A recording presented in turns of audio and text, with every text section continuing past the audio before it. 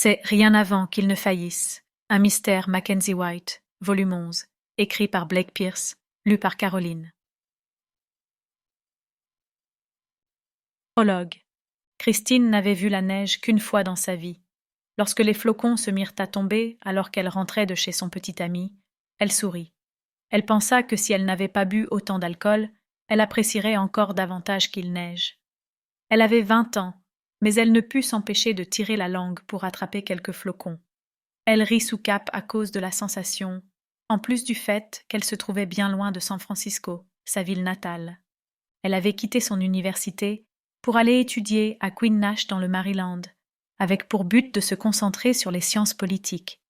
Les vacances d'hiver touchaient à leur fin, et elle était impatiente de se remettre au travail, de se plonger dans les nouvelles matières du printemps. C'était l'une des raisons pour lesquelles son petit ami Clark et elle avaient décidé de passer du bon temps ce soir, un dernier moment de gloire avant le début du semestre. Une sorte de petite fête avait été organisée, et Clark, comme à son habitude, avait abusé de la bouteille. Elle avait décidé de rentrer chez elle, à 3 pâtés de maison de distance, à pied, au lieu de rester et de supporter les tentatives de séduction des amis de Clark, sans oublier les regards noirs de leurs copines. C'était en général de cette manière que toute réunion chez Clark se terminait lorsqu'elle ne le rejoignait pas dans son lit. D'ailleurs, elle se sentait négligée. C'était l'un des défauts de Clark. Il lui préférait toujours le travail, les études ou l'alcool. Mais il y avait quelqu'un qu'elle pouvait appeler une fois chez elle. Bien sûr, il était tard, mais il lui avait bien fait comprendre que pour elle, il était disponible à tout moment. Il l'avait prouvé par le passé, alors pourquoi pas ce soir? Alors qu'elle traversait la rue qui séparait 2 pâtés de maison, elle remarqua que la neige tenait sur les trottoirs. La tempête avait été prévue, les routes étaient donc salées, prêtes à résister aux intempéries. Mais la couche blanche de neige qui tombait adhérait aux trottoirs et aux petites bandes de pelouse, devant ou entre les bâtiments qu'elle longeait. Au moment où Christine arriva chez elle, elle eut presque envie de retourner chez Clark. Il faisait froid, et la neige suscitait en elle une sensation d'émerveillement enfantin. Tandis qu'elle saisissait sa clé pour ouvrir la porte de l'immeuble, elle manqua tourner les talons et le faire pour de bon. La seule chose qui la convainquit du contraire fut la certitude qu'elle ne dormirait pas aussi bien que si elle restait chez elle. Son propre lit l'attendait ici, les couvertures chaudes et au moins 8 bonnes heures de sommeil. Elle entra dans le hall et se dirigea vers les ascenseurs. Elle appuya sur le bouton et attendit que la porte s'ouvre.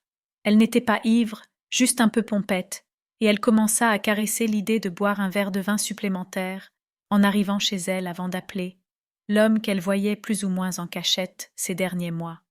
C'était à cela qu'elle songeait lorsque l'ascenseur arriva. Elle entra et apprécia la sensation de sa tête qui tournait lorsque la cabine remonta sur les rails. Elle émergea dans le couloir, qu'elle trouva désert. Logique, il était plus d'1 heure du matin, un mercredi. Elle s'approcha de sa porte et sortit à nouveau ses clés. Tandis qu'elle dansait dans ses mains toujours glacées, une voix dans son dos la fit sursauter. « Christine ?» Elle se tourna en entendant son prénom. Elle sourit en le voyant là. Elle ne serait pas obligée de l'appeler, après tout. C'était comme s'il s'était douté qu'elle aurait envie de lui. Il ne s'était pas vu depuis environ 1 semaine. « Salut !» dit-elle. Il s'approcha d'elle d'une démarche assurée.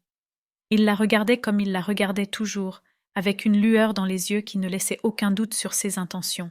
Son simple regard l'excita ça, et son identité. Il lui était interdit. Il était, dangereux, en quelque sorte maintenant, n'est-ce pas?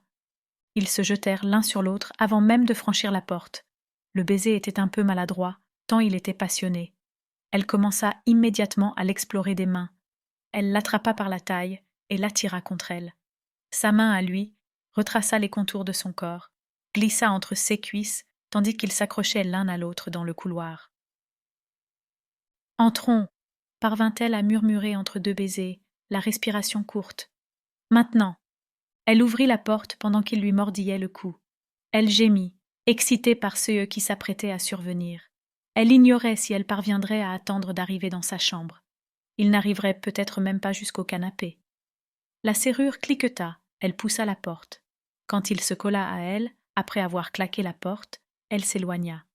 Elle s'appuya contre le petit plan de travail de la cuisine et retira sa jupe. Il aimait qu'elle se déshabille pour lui. L'idée de la contrôler l'excitait. Ça lui donnait l'impression qu'elle se... Nous espérons que vous avez apprécié cet aperçu. Pour continuer à écouter ce livre audio sur Google Play Livres, utilisez le lien dans la description de la vidéo.